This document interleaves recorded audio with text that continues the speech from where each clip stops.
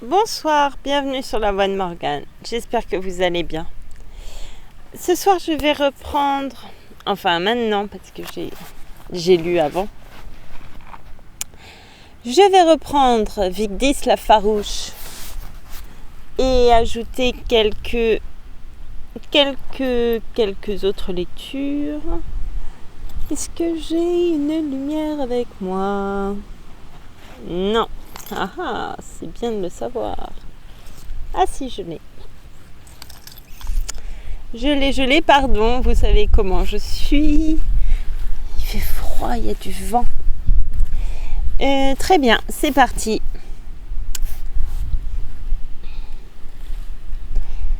Chapitre 19. Le temps passait et le silence régnait à Vadin.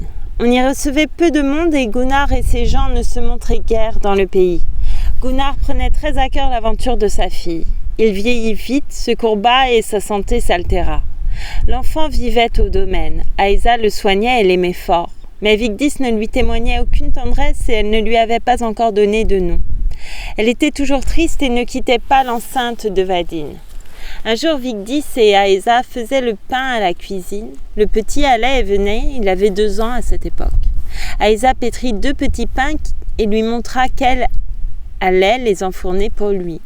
Il en fut si heureux que, ne pouvant contenir sa joie, il courait d'une femme à l'autre réclamant sans cesse ses petits pains et dans son agitation il renversa le sac de farine.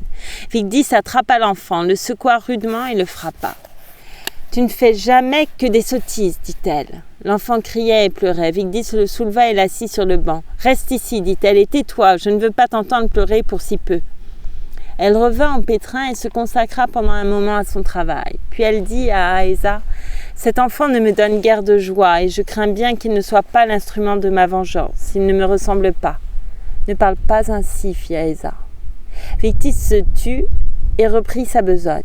L'enfant ne pouvait s'arrêter de pleurer, mais il se couvrit le visage de ses mains et quand sa mère le regarda, il se coucha sur le banc et enfouit sa tête dans des sacs qui se trouvaient là.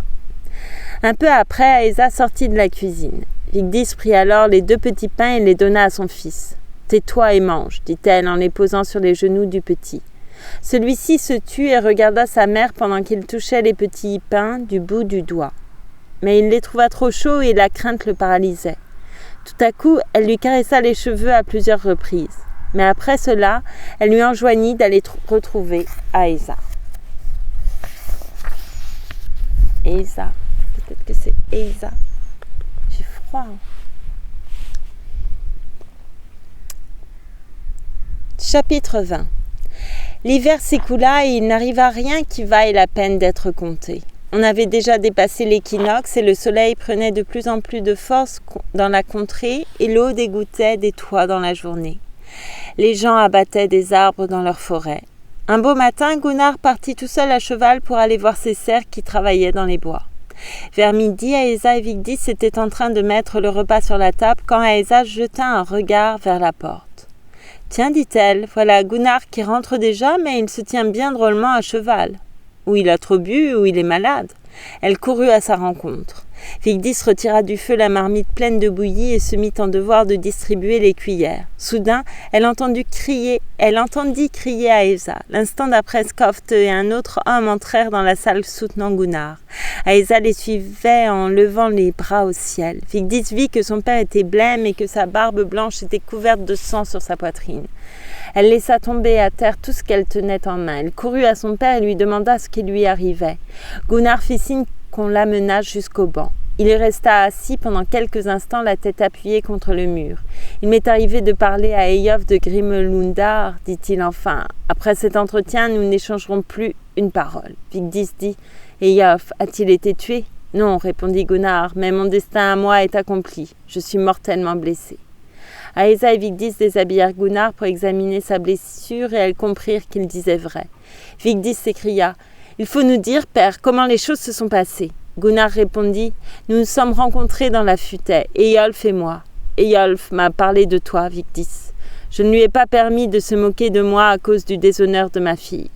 Vigdis garda le silence. On mit Gunnar au lit. Il envoya aussitôt Skoft en direction du nord pour retrouver ses valets et les ramener au domaine, car nul ne savait ce que pouvaient entreprendre les fils d'Arn. Et, dit-il, Eyjolf m'a affirmé que Vigdis serait sa maîtresse. Aesa s'assit près de Gunnar, mais Vigdis attira Olaf, l'homme qui avait ramené son père, dans un angle de la salle et l'interrogea sur ce qui s'était passé. « Comment as-tu défendu ton maître, Olaf ?»« Du mieux que j'ai pu. Et Gunnar s'est défendu comme il fallait s'y attendre. Chacun de nous a tué son homme, mais ils étaient 6. Lorsque Gunnar fut mortellement blessé, j'ai couru à lui et l'ai reçu dans mes bras quand il est tombé de cheval. Les autres s'enfuirent alors. Sais-tu dans quelle direction ?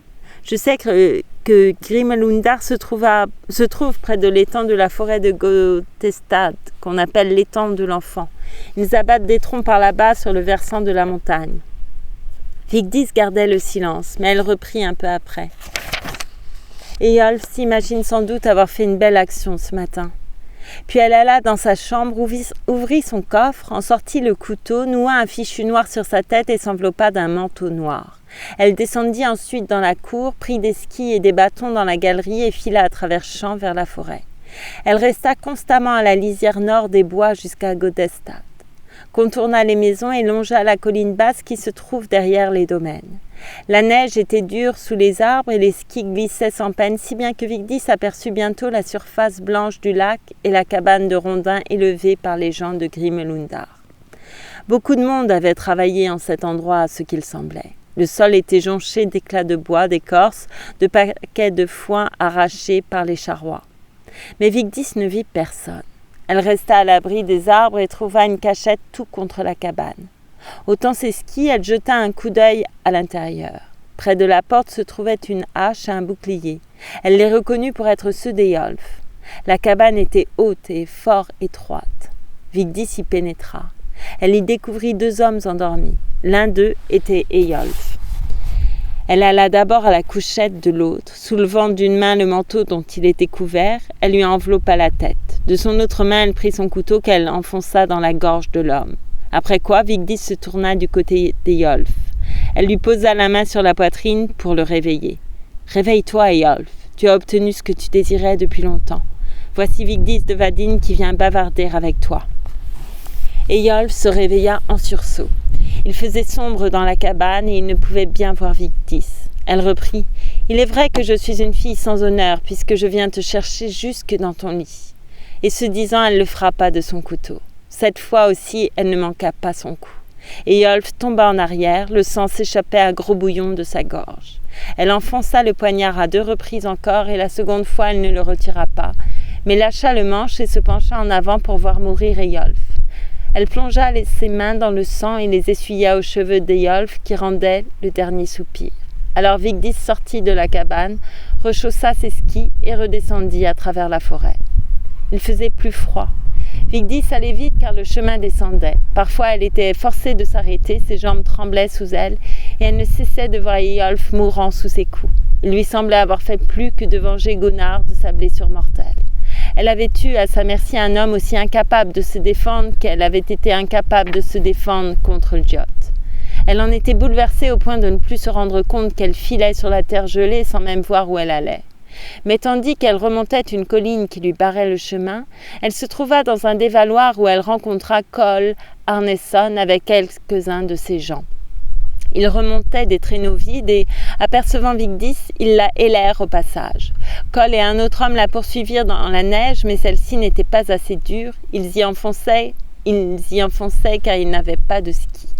Vigdis se dirigea dans le sous-bois vers une rivière qui coulait au bas de la colline. Elle passa sur la glace bien que celle-ci fût grise, couverte de flaques et se brisa derrière ses skis. Mais la jeune fille atteignit quand même l'autre rive et échappa ainsi à la poursuite. Elle ne s'arrêta plus avant d'être de retour dans la cour du domaine. Et elle entra aussitôt chez Gunnar et s'approcha de son lit. Il dormait. Aesa était assise à son chevet. Vigdis cria « Réveille-toi, père, car tu vas apprendre la nouvelle qui te réjouira le plus. À présent, j'ai diminué notre honte du mieux que j'ai pu, car j'ai tué Eyjolf, fils d'Arn, de mes propres mains. » Gunnar demanda qu'on l'assît dans son lit et Vigdis raconta son exploit. Alors Gunnar lui dit de se pencher pour qu'il pût l'embrasser. Il prononça ces mots. « Tu viens de montrer que tu es une femme hardie et digne de respect. J'espérais autrefois que tu serais un jour une telle femme. Et je n'éprouve plus aucune colère contre toi parce que tu t'es laissé séduire par cet Islandais. Mais je vous souhaite tout le bien possible à toi et à ton enfant. » Vigdis raconta aussi sa rencontre avec Kol et Gunnar lui demanda si celui-ci l'avait reconnu. « Je n'en sais rien, répondit Vigdis, mais il reconnaîtra bien le poignard. Je l'ai oublié dans la gorge d'Eyjolf. » Alors Gunnar dit « Je ne suis plus guère capable de vous défendre, et il se passera peut-être beaucoup de temps avant que Skofte ne revienne avec nos gens. Ce que tu as de mieux à faire, c'est de prendre le petit et de partir tout de suite pour Grevsin. Je suis sûre que Karl n'oubliera pas l'amitié que j'ai eue pour lui. Olaf prendra tous les objets précieux de la maison et les cachera dans la grotte de la rivière qui coule vers le sud au bas de la pente où se trouve la grange. »« Je ne veux pas te quitter, père, dit Vigdis. Mais Gunnar reprit. « Moi, je veux que tu aies un refuge pour toi et l'enfant, car je ne veux pas que ma lignée s'éteigne. Il ne me reste que peu de force, d'ailleurs j'ai vécu assez longtemps. Partez immédiatement pour Grevsin, Aessa et toi. » Aessa dit « Je ne vaux rien sur des skis et je refuse de te quitter à présent, Gunnar. Tu as été un si bon maître pour les miens et moi. Il n'est pas certain d'ailleurs que Kol vienne ici ce soir, mais il faut que Vigdis se rende à Grevsin, car nous viendra sûrement en aide du mieux qu'il pourra. » Et il en fut comme Aessa voulait. Elle resta près de Gunnar. Rien ne put la décider à l'abandonner. Vigdis alla réveiller le petit dans sa chambrette et l'habilla. Elle mit tout ce qu'elle possédait de plus précieux d'or et de bijoux dans un petit sac de cuir, y ajouta un peu de pain et de viande fumée car elle n'avait pas le temps de donner à manger à son fils avant de partir. Puis elle le prit dans ses bras et entra chez son père pour prendre congé de lui. Gunnar embrassa la mère et l'enfant. Vigdis dit alors adieu à Aessa avec une vive affection. « Puissions-nous nous retrouver ?» dit-elle. Et c'est la fin du chapitre 20.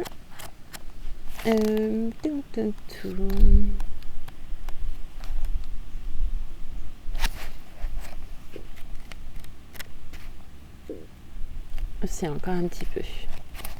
Chapitre 21. Dans la cour, elle chaussa ses skis et les fixa à ses pieds par de solides courroies. Elle choisit un bâton muni d'une longue pointe de fer et d'une rondelle. Puis, avec une serviette, elle attacha l'enfant sur son dos et quitta en toute hâte le domaine en direction du nord. Le soleil était sur le point de se coucher et la neige était si dure que c'est à peine si les skis la râpaient, bien que Vigdis portât son fils sur son dos. Elle suivit la rivière vers l'amont jusqu'à ce qu'elle trouve à un point où la glace portait. Puis elle remonta la colline et la marche devint pénible. Sa course précédente avait fatigué Vigdis. Lorsqu'elle se trouva sur le plateau, elle s'arrêta et regarda derrière elle. Le ciel était rouge au-dessus du fjord. Elle ne voyait personne aussi loin que pouvait aller son regard, mais en ce temps-là, la région était couverte de forêts et de broussailles. Vigdis monta vers Grevsin, elle n'allait pas vite et les étoiles s'allumèrent au ciel avant qu'elle eût atteint les maisons. Elle n'aperçut pas une lumière et trouva toutes les portes fermées. Elle s'avança et frappa quelques coups de son bâton, mais personne ne sortit pour la recevoir et elle n'entendit pas le moindre bruit. Elle comprit qu'il n'y avait pas un être humain au domaine. Tandis qu'elle restait indécise, elle déposa le petit dans la neige pour reprendre haleine. Alors l'enfant la tira par un pan de son manteau et lui montra du doigt le pays derrière elle. Et Vigdis vit le ciel tout embrasé du côté où devait se trouver Vadin. La lueur ne cessait de s'étendre et au-dessus s'élevait une colonne de fumée noire. L'enfant prit peur. Il claquait des dents et cachait sa tête dans les jupes de Vigdis. Elle le prit dans ses bras et dit « Ton grand-père est en train de brûler vif avec Aessa ta nourrice. Regarde bien, mon fils, afin de ne jamais oublier. » Vigdis voyait l'incendie augmenter. Des flammes jaillirent et la fumée prit des tons rouges ou dorés. Le feu avait atteint la grange, le foin et le grain qui flambaient projetaient vers le ciel des gerbes d'étincelles. On y voyait aussi clair qu'en plein jour, même à l'endroit où se trouvait Vigdis. Elle aperçut alors un grand nombre d'hommes à ski qui se précipitaient à travers champs du côté de la rivière et jugea prudent de s'éloigner pour trouver un refuge dans la forêt. Elle releva le petit et s'en alla aussi vite que lui permettaient ses skis. Le meilleur parti à prendre, sans doute, était de suivre pendant un temps les traces qui partaient de la maison. Ainsi, ceux qui avaient envie de la poursuivre auraient peine à découvrir sa propre piste. Elle se dirigea vers le nord, sachant que les abords du grand lac au-dessus de la vallée étaient habités. On n'irait pas les chercher si loin. Il faisait sombre quand elle pénétra dans les bois et, seule, la blancheur de la neige la guidait. Le terrain s'élevait vers la montagne et Vigdis avançait avec difficulté. Elle tomba en avant à plusieurs reprises et se fit de profondes entailles au visage et aux mains. La nuit était froide, mais Vigdis ne s'en apercevait pas. Elle était inondée de sueur et son cœur battait à se rompre. Ce qui la gênait surtout, c'était le petit qui se cramponnait à son cou et risquait de l'étrangler tandis qu'elle escaladait la côte. Enfin, elle se trouva sur la crête et il lui fut plus facile d'avancer, mais tout portait à penser que jamais personne n'avait passé par là. En se retournant, Vigdis vit le reflet de l'incendie rougeoyer entre les sapins, mais il avait beaucoup pâli. Un peu plus tard, l'enfant recommença à claquer des dents, il grelottait et avait faim. « Ne pleure pas, mon petit, dit la mère. Nous allons bientôt trouver des gens. On te donnera de la bouillie et on te mettra au lit. »« Est-ce que ce sera bientôt, mère ?»« Oui, bientôt. » Elle ôta son manteau, en fit une sorte de sac dont elle enveloppa son fils et elle le fixa solidement sur son dos. Une vague blancheur apparaissait plus bas. Freinant de son mieux à l'aide de son bâton, elle descendit vers l'éclaircie, sautant d'un point d'appui à l'autre, mais la pente était si mauvaise qu'à chaque arrêt des skis, elle sentait ses genoux trembler et la sueur ruisseler le long de son corps. Les étoiles brillaient au ciel, mais dans le bois régnait une obscurité sinistre. La lune ne se lèverait que vers le matin. Tout à coup, une étendue blanche se présenta au regard de Vigdis. Ce devait être de l'eau. Elle voulut se frayer un passage pour l'atteindre, mais elle heurta un arbre et, en tombant, déchira la fixation d'un de ses skis. Elle avait sur elle un couteau et s'en servit pour couper des branches de saule, à l'aide desquelles elle répara le dommage du mieux qu'elle put. Pendant ce temps, elle assit l'enfant dans la neige. Il se passa un bon moment avant qu'elle n'eût fini et fut en mesure de se remettre en route. Elle dit à l'enfant en le soulevant de terre « As-tu froid, mon fils ?»« Non, dit-il. » Vigdis toucha ses mains, elles étaient de glace et il ne sentit rien quand elle les serra entre les siennes. Alors elle l'assit sur ses genoux et le frictionna avec de la neige jusqu'à ce qu'il se mit à pleurer, disant qu'il avait mal. Puis la mère enveloppa l'enfant encore plus étroitement dans son manteau et s'aventurant sur le lac, elle prit la direction du nord-ouest, là où devaient se trouver les maisons pour autant qu'elle s'en souvenait. Ce fut à cet instant seulement que Vigdis se rendit compte qu'elle avait été saisie par le froid tandis qu'elle s'occupait de son fils. Sur le lac, la bise du nord soufflait avec force. Vigdis allait contre le vent dont la morsure traversait ses vêtements mouillés de sueur. Elle avait l'impression d'être nue. Elle se tint sous le versant de gauche, l'œil aux aguets, mais ne vit aucune maison. Pourtant, elle finit par découvrir sur une pente blanche quelque chose qui lui parut être un bâtiment. Elle y courut. Ce n'était qu'une grange. Mais Vigdis était épuisée, au point de ne pouvoir faire un pas de plus. La porte qu'elle trouva sans grande peine était ouverte.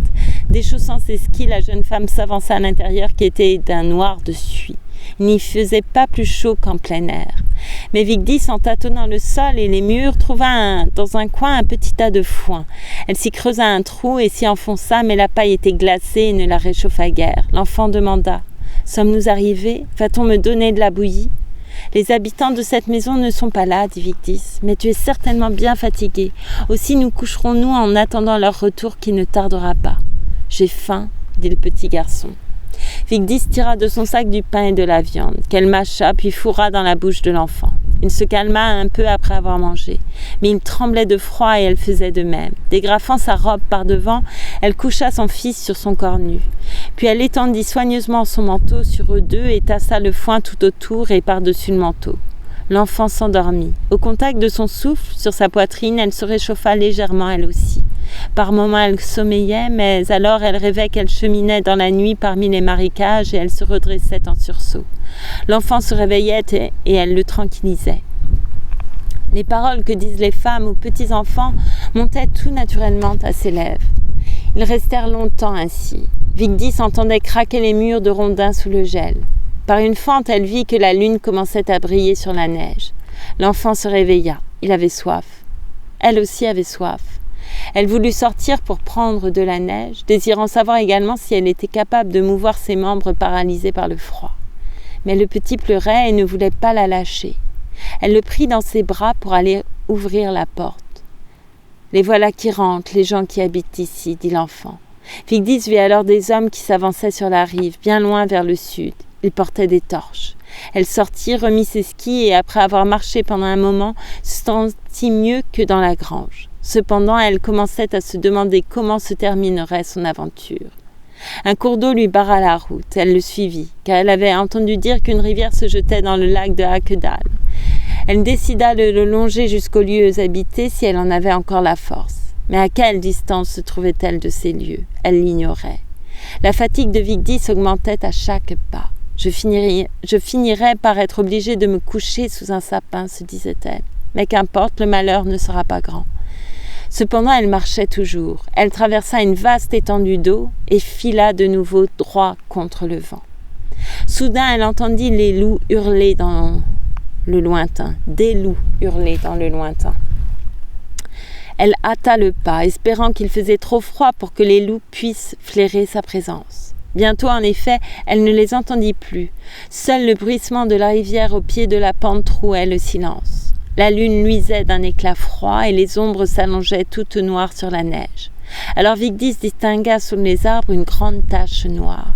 Cette fois, elle n'en pouvait plus. Elle se glissa dans cet abri, brisa autant de branches de sapin qu'elle en fut capable, fit de son mieux un nid pour elle et son enfant qu'elle coucha sur elle afin que lui au moins eût toute la chaleur qu'elle pouvait lui donner. Elle appuya ensuite son menton sur la tête du petit. Presque inconsciente, elle resta ainsi serrant contre elle son petit et tomba dans une sorte de somnolence.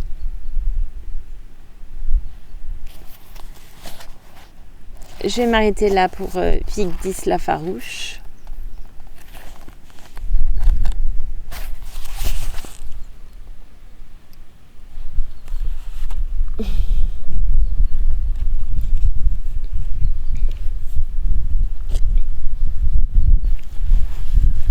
J'ai froid aussi, moins que Vigdis quand même, et que son fils.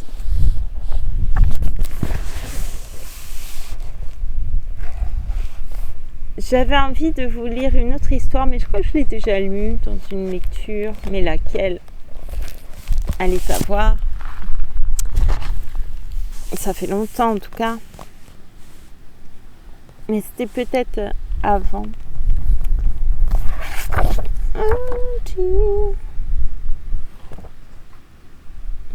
Allons-y, l'épouse de la mer. Il était une fois, au pays des Esquimaux, une très belle jeune fille nommée Sedna. C'était la plus fascinante créature de toute la banquise. Son père rêvait pour elle d'un riche mariage, soit avec un chasseur expérimenté, soit avec le chef d'un village. Mais Sedna n'avait aucune envie de se marier.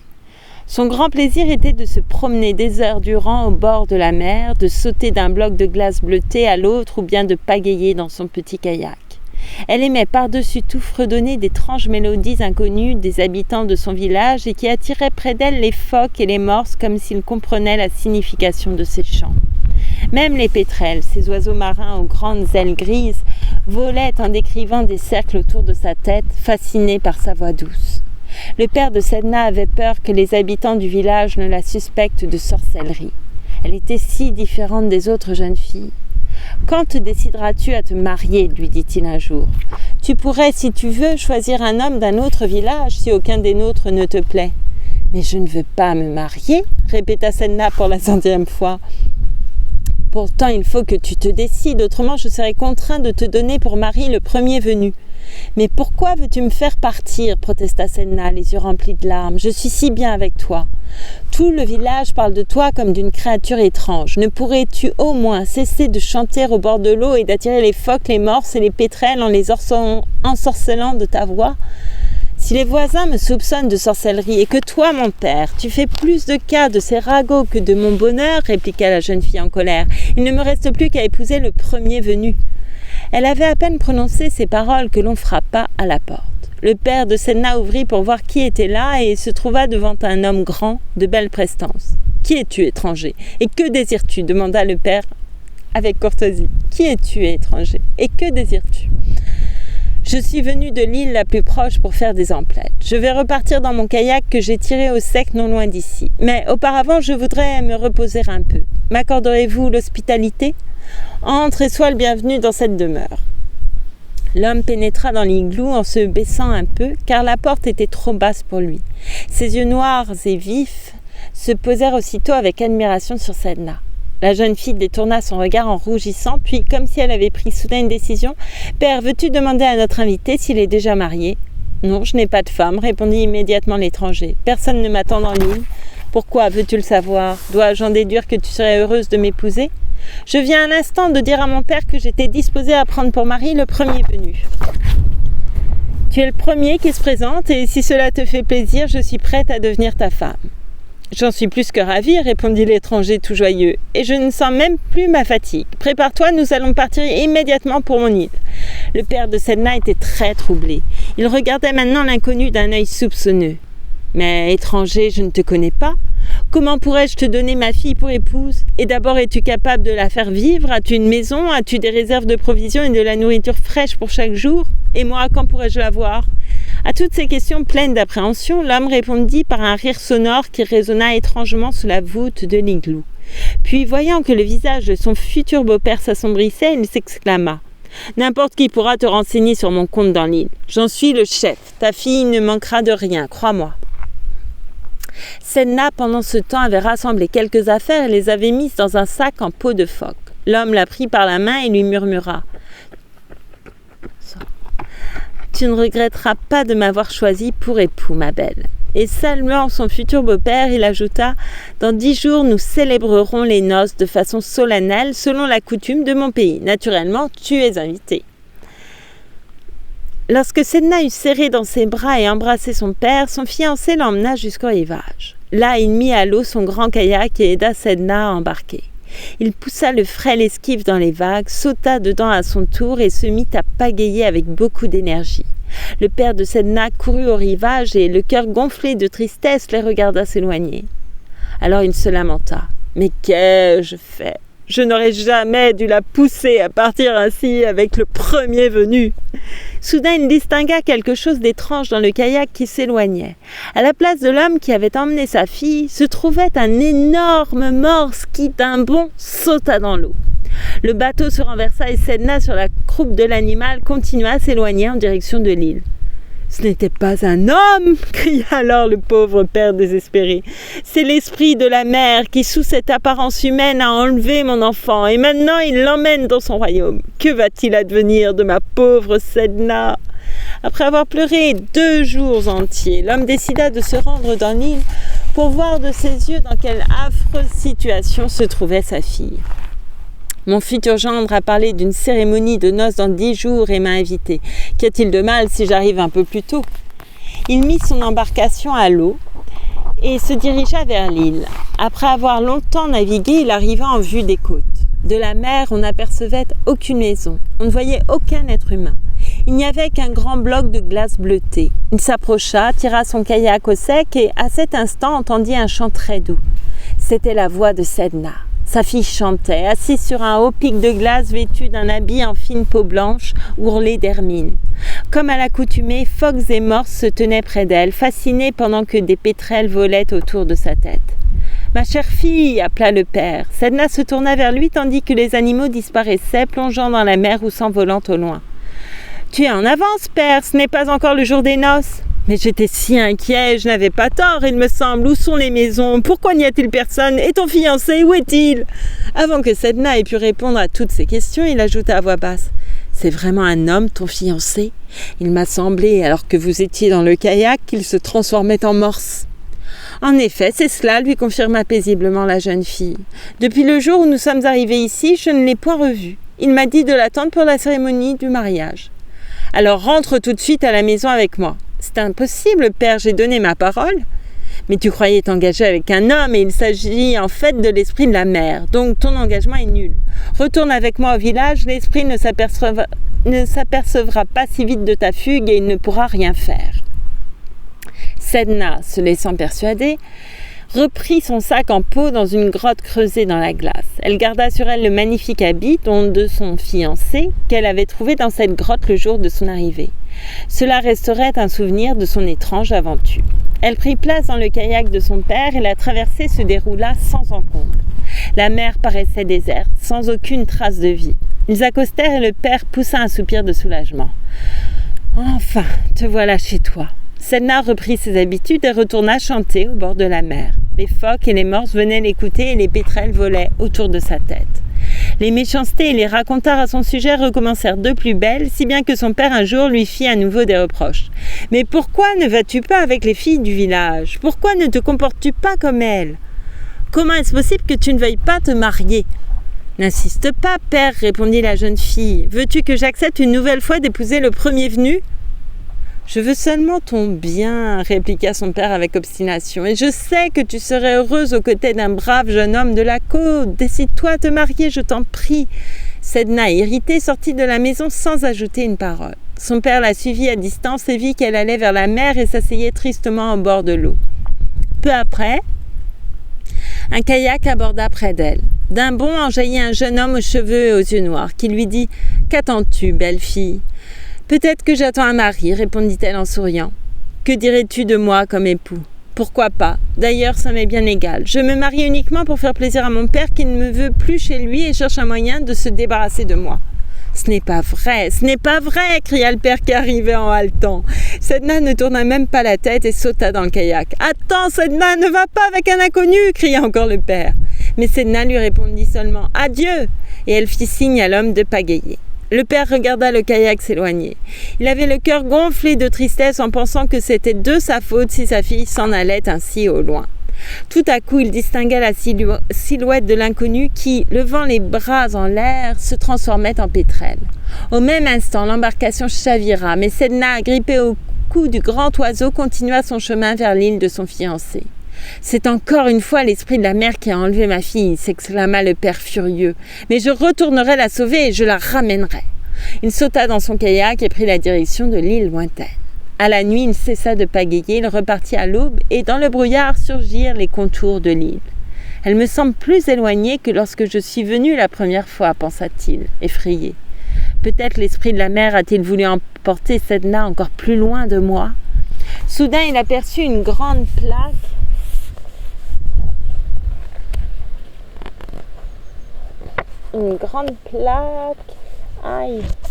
de glace qui dérivait vers son embarcation. Dessus, il y avait une silhouette humaine. « Sedna !» La jeune fille le reconnut et agita la main en guise de salut. Lorsqu'elle fut assez proche pour se faire entendre, il cria « Sedna, je t'en prie, saute dans mon kayak avant que ne surgisse l'esprit de la mer. » Avec agilité, la jeune fille sauta dans l'embarcation et raconta. « Cette fois, ce n'est pas un morse qui m'a enlevé, mais un gros pétrel. Et en s'envolant d'ici, il m'a dit de rester sur cette plaque de glace jusqu'au jour de nos noces. Depuis, je ne l'ai pas revu. J'espère que la fantaisie de suivre les premiers venus t'est passée et que tu vas te décider à épouser un brave jeune homme de notre côte. Es-tu d'accord ? Je ne peux pas passer mon temps à venir te chercher pour te ramener à la maison. Vraiment, tu es injuste. Ce n'est pas moi qui t'oblige à venir me chercher. C'est toi plutôt qui me pousse à partir car tu fais beaucoup trop attention aux racontars des commères du village. Pense un peu à devenir une fille obéissante, tonna le père irrité. Après tout, qu'est-ce que je te demande ? De ne pas faire des choses étranges et de te comporter comme toutes les filles de ton âge, qui pensent à leur maison, qui se choisissent un mari et qui fondent une famille. Il me semble que tu te répètes comme à l'habitude, dit Sedna découragée. Tu ne veux absolument pas comprendre, c'est exaspérant. À ce moment précis, la mer s'agita terriblement et des dizaines de phoques entourèrent l'embarcation, émergeant l'un après l'autre du fond de la mer. L'homme pagaya de toutes ses forces et le kayak sembla voler sur les vagues. Il réussit à distancer les phoques, mais plus loin, il se retrouva au milieu d'un groupe menaçant de morses. Il força encore un peu plus sur la pagaie et demanda à sa fille de se dissimuler au fond de l'embarcation sous une fourrure. Quand il eut également distancé les morses, il s'écria « Voici la rive ! Finalement, nous sommes sains et saufs !» Tout à coup, du ciel, un vol immense de pétrels fondit sur le kayak. « Allez-vous-en, allez-vous-en !» cria l'homme épouvanté. Une quantité incroyable de phoques et de morses cernèrent l'embarcation et l'homme, désespéré, ne put rien faire d'autre qu'abandonner sa pagaie et cacher son visage dans ses mains. C'est alors que le kayak se renversa. L'homme, nageant avec peine dans les vagues, vit un des pétrels plus gros que les autres attraper Sedna dans son bec et l'emporter. Le pauvre père continua de nager péniblement vers la côte. Désormais, il savait qu'il ne pourrait plus rien tenter pour sauver sa fille. Elle était perdue pour toujours. L'esprit de la mer avait gagné. De Sedna, on ne sut plus rien. Les commères du village dirent que sa disparition était due à ses pouvoirs magiques et à ses habitudes extravagantes. Pourtant, son père n'arrivait pas à se consoler. Il pensait que c'était de sa faute si Sedna avait été victime des animaux qui peut-être l'avaient entraînée au fond de la mer. Son désespoir se transforma en désir de mourir. Il alla s'étendre sur le rivage, enroulé dans une peau de phoque. Les vagues se fracassaient près de lui. Il ferma les yeux, attendant la marée qui l'emporterait. Au fur et à mesure que les heures passaient, la marée montait toujours plus, et le corps de l'homme enroulé dans la couverture fut pris par les vagues et entraîné dans la mer. L'homme pensa que sa dernière heure était venue. Cette pensée l'apaisa et il resta immobile dans les flots. Il se sentit ballotté, puis eut l'impression d'une longue descente dans les profondeurs sous-marines. « Certainement, je suis en train de sombrer », pensa-t-il. Et il resta aussi calme que lorsqu'il était étendu au bord de la mer. Puis il sentit qu'il touchait le fond. Un sable doux l'accueillit sans heurts brutaux. L'homme voulut voir où il se trouvait et sortit de sa peau de phoque. Il regarda autour de lui et vit qu'il était effectivement au fond de la mer. Mais ce qui l'étonna le plus, c'est qu'il pouvait respirer aisément, comme sur la terre, sans suffoquer. Il aperçut alors un énorme bloc de glace qui dérivait vers lui. C'était un palais merveilleux avec des tours, des pinacles, des balcons, des linteaux finement sculptés. Près du portail d'entrée, 2 morses se tenaient accroupis, tels 2 chiens de garde. Il le regardait avec une expression si pacifique qu'il n'eut plus aucune crainte. Peu après, d'autres phoques l'entourèrent avec des mines joyeuses et le poussèrent à l'intérieur du palais. Au centre d'une grande salle, l'homme vit Sedna revêtue d'un habit magnifique en peau de phoque brodée de nacre et de perles. « Mon enfant !» s'écria le père, tout ému. « Comment es-tu venu là ? Que t'est-il arrivé ?»« Bienvenue dans mon royaume, père, dit Sedna en souriant. Assieds-toi là, à mes côtés. Ton royaume, dis-tu ? Eh oui, père, je suis la femme de la mer, l'esprit qui commande aux animaux marins. Ainsi, tu as épousé l'esprit de la mer. Es-tu heureuse avec lui ? Ah oui, très heureuse. Il m'a confié des phoques, des morses et des pétrels comme serviteurs et messagers. Et ils m'obéissent fidèlement. Quant à lui, apprends, père, qu'il se montre aux hommes sous diverses formes, mais toujours pour leur apporter de l'aide et non pour leur faire du mal. C'est lui qui protège les pêcheurs. Mais es-tu à ton aise au fond de l'eau ? Tout à fait. De temps en temps, je remonte à la surface et je dérive sur une plaque de glace. C'est ma promenade. Puis je m'en retourne ici, dans mon palais. L'homme se sentit rassuré. Sa fille était parfaitement heureuse. « Vois-tu, père, reprit Sedna, j'étais vraiment faite pour devenir l'épouse de la mer. Tu t'en souviens, j'ai toujours eu le pouvoir de me faire comprendre des animaux marins. Voilà pourquoi tu passais de longues heures sur la rive en chantant. La mer t'a toujours semblé plus belle que la terre. Et moi, que vais-je devenir sans toi ? Reste avec moi, père, ici tout est si beau. » L'homme se laissa convaincre et vécut désormais dans le palais de sa fille. Ainsi, parmi les chasseurs de phoques naquit cette légende. Dès qu'un chant suave montait du fond de la mer, les phoques plongeaient, prestes et rapides, fuyant tous les harpons.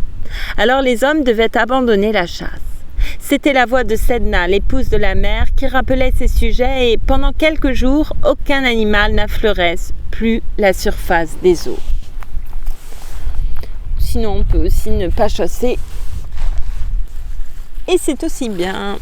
Et éviter peut-être les robes en peau de phoque. Et les merveilleux palais. Je ne sais pas pourquoi il faut toujours des merveilleux palais. Pour s'abriter du vent. Je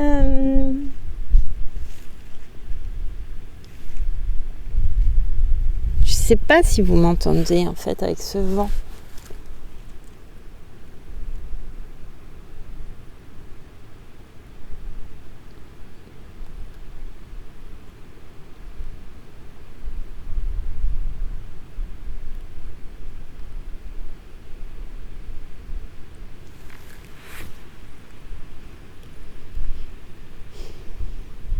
Je voulais dire une chose sur Big 10, mais j'ai oublié.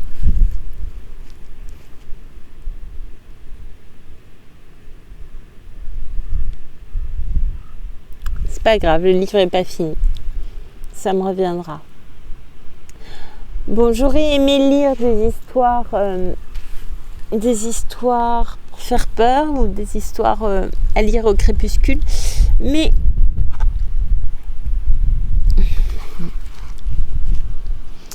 allez, je vais lire l'ordonnance cachée. L'académicien du ministère Yongning avait contracté une maladie qui l'épuisait fort. Il appela un médecin en consultation, mais ne vit point d'amélioration. Il en appela donc un autre, lequel demanda à voir la prescription ordonnée par le précédent médecin, mais on ne la trouva pas. Yongning se dit que la jeune servante avait dû la mettre ailleurs par inadvertance et lui donna en grondant l'ordre de la chercher. « Si on ne la retrouve pas, menaça-t-il, tu tâteras du bâton. » Il venait juste de se laisser retomber sur l'oreiller pour se reposer quand une forme humaine apparut à genoux sous la lampe et lui dit « Veuillez ne pas donner la bastonnade à la servante, car cette prescription, c'est votre serviteur qui l'a cachée. Votre serviteur est un prisonnier dont vous avez révisé le procès et auquel vous avez sauvé la vie lorsque vous étiez juge provincial suprême. » « À quoi rime de cacher une prescription médicale ?» demanda le malade. La réponse fut « Les médecins sont une corporation dont tous les membres se jalousent et où chacun s'efforce de faire différemment du précédent pour montrer sa supériorité. Le remède que vous avez pris est le bon, mais comme au début vous n'en avez essayé qu'une dose, il n'a pas encore fait d'effet. Si le médecin suivant avait vu l'ordonnance, il aurait immanquablement prescrit le contraire pour se distinguer et cela vous eût été très préjudiciable. Voilà pourquoi votre serviteur l'a subrepticement caché. » Sur le moment, Yongning, vaseuse et abattue, n'imagina pas que son interlocuteur pût être un fantôme. Au bout de quelque temps, il en prit enfin conscience et la terreur le mit en nage. Il déclara alors que la prescription précédente était bel et bien perdue, qu'il en avait oublié la teneur et demanda au second médecin de lui faire une nouvelle ordonnance. Or, lorsqu'il vit le médicament à prendre, il constata que c'était le même que la première fois. Il en prit donc plusieurs doses de suite et la maladie disparut comme par enchantement. Lorsque Yongning était gouverneur d'Urumqi, il me conta en personne cette histoire et conclut « Voilà un fantôme dont on peut dire qu'il connaît à fond le train du monde. » Il faut espérer que non. Enfin.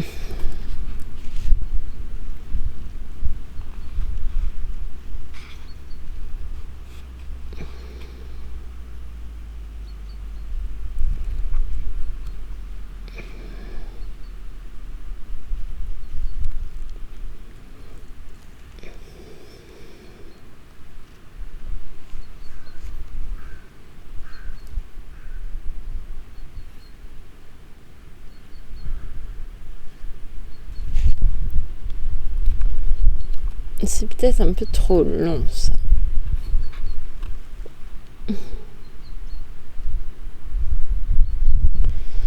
Ouf, oui, c'est un peu trop long. Non, je vais m'arrêter là. Je vous remercie beaucoup pour votre écoute. Je vous souhaite une très belle soirée. Et je vous dis à bientôt pour la suite. Prenez bien soin de vous surtout. Et à bientôt. Merci encore.